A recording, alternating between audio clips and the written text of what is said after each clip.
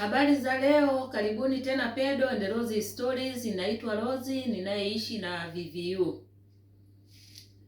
Naendelea na historia ya maisha yangu ya kuishi na VVU kwa zaidi ya miaka 30. Leo nataka niseme kwamba ukosefu wa kinga mwilini sio kifo na wala sio ugonjwa. Dawa za ARV au ART, antiretroviral therapy, zinapunguza wingi wa virusi mwilini. Pia dawa hizi zinalinda kinga ya mwili na kuimarisha mfumo mzima wa kinga ya mwili,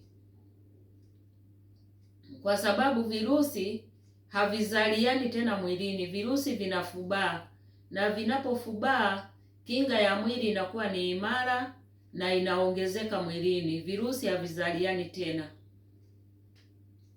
Pia unaweza kuwa na maambukizi ya VVU kwa muda mrefu bila kuwa na dalili za ukimwi. Ni kweli, mimi kwa zaidi ya miaka 31 nimeishi na maambukizi ya virusi vinavyosababisha ukosefu wa kinga mwilini, lakini sijawahi kuugua ukimwi na wala sina ukimwi.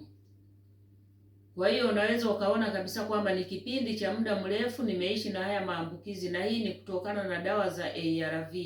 Kwa hiyo nataka kuwapa moyo wale ambao wanakatishwa tamaa kwamba wasitumie dawa za ARV, sio nzuri. Mimi nataka niwaambie kwamba dawa hizo ni nzuri, zinasaidia sana kuimarisha mfumo wa kinga ya mwili na kufubaza virusi visizaliane tena mwilini, na unakuwa U is equal to U, undetectable is equal to untransmittable.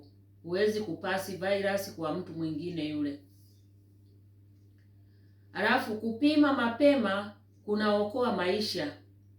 Kweli mimi nilipima mapema, nilijua mapema kabla hata sijafikia katika hatua ya ukimwi. Ukimwi ni hatua ya mwisho. Kwa hiyo kupima mapema kunaokoa maisha, na ndio maana katika video zangu nyingi nasisitiza watu wapime mapema, wajue afya zao mapema. Kwa sasa hivi ukijua tu kwamba una VVU, moja kwa moja unaanzishiwa tiba.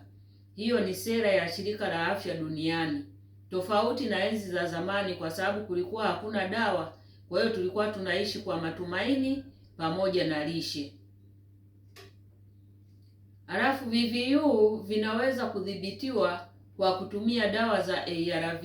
Kama nilivyosema hapo mwanzo kwamba dawa za ARV zinasaidia sana kufubaza virusi visizaliane mwilini na kinga ya mwili inakuwa imara.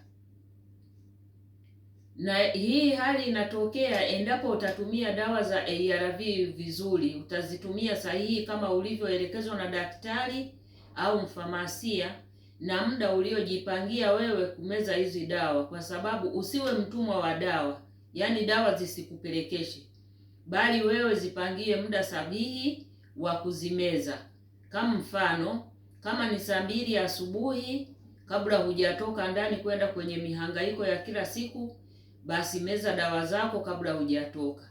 Kama ni jioni kabla ya kulala, basi hakikisha unameza jioni. Na endapo utakuwa na mtoko, labda unaenda kwenye harusi, chukua dawa zako. Ikifika muda wa kumeza dawa zako, chukua maji, meza dawa zako. Usiogope mtu. Mtu hataki kuuliza unameza dawa za nini, mwambie dawa za malaria. Basi umemaliza, una haja ya kumwambia ni dawa za VVU. Na ukizitumia dawa hizi vizuri, ndio hapo unajikuta unakuwa U is equal to U. Yaani VVU, vile viral load, wanakuwa undetectable kwenye mfumo wako wa damu. Ile wanapochukua kipimo kwenda kupima, wanakuta viral load wale wako undetectable. Na wanapima viral load, wanapima na CD4 ambayo ndo kinga ya mwili, unakuta iko imara na inaongezeka mwilini. Na unapokuwa undetectable, huwezi kumwambukiza mtu yeyote yule. Pia elimu sahihi ya VVU ni kinga bora zaidi. Upotoshaji wa enzi za zamani, kwa sababu zamani kulikuwa na taarifa za upotoshaji kwamba mtu usile na mtu, usigusane na mtu, msilale kitanda kimoja. Kwa hiyo zile hisia au zile elimu za kuogopesha bado zipo mpaka sasa hivi kwa baadhi ya watu. Lakini na hizi hali ndizo zinazosababisha unyanyapaa uendelee kuwepo. Pia elimu sahihi ya VVU ni kinga bora zaidi. Upotoshaji wa taarifa ya VVU unavyoambukizwa. Upotoshaji jinsi VVU vinavyoambukizwa. Hii hali inasababisha kuwe na unyanyapaa. Pia mama mjamzito anaweza kumlinda mtoto dhidi ya maambukizi.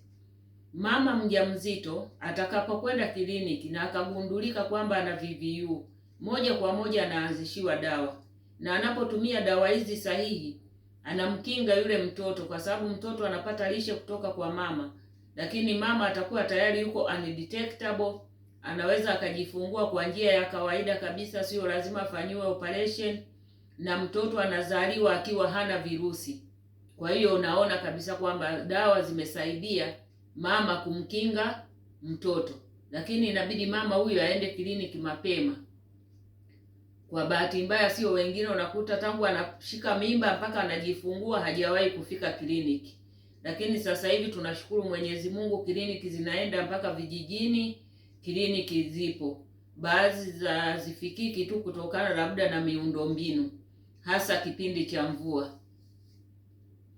VVU haviambukizwi kwa kugusana kawaida, kushikana mikono, kula pamoja, kulala kitanda kimoja. Hizo ni dhana potofu za enzi za zamani. Lakini huwezi kumwambukiza mtu kwa kula pamoja, kwa kushikana mikono. Unaona, hata kama nimeandaa chakula, wewe kula tu, siwezi kukuambukiza. Lishe bora ina mchango mkubwa sana kwa waathirika. Lishe bora ina mchango mkubwa kwa waathirika, kwa sababu unahitaji kula balanced diet. Utakuta una protein, utakutana na vyakula vya wanga unavihitaji mwilini ili mwili upate nguvu. Vitamini na madini unayahitaji ili mwili pia upate joto, kujenga mwili, kulinda mwili na kukinga mwili. Vivyo vyote ni vyakula ambavyo unavihitaji.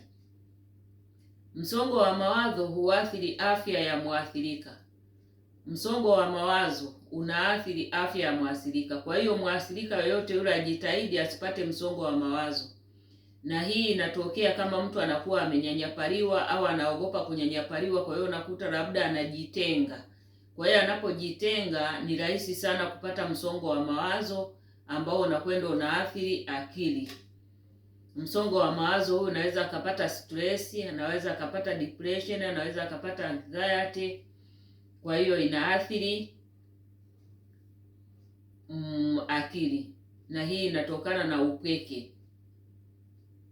Alafu unyanyapaa ni adui mkubwa. Yaani mimi nasema unyanyapaa ni adui, au ni adui anayeua polepole au anayeua taratibu, kisirisiri.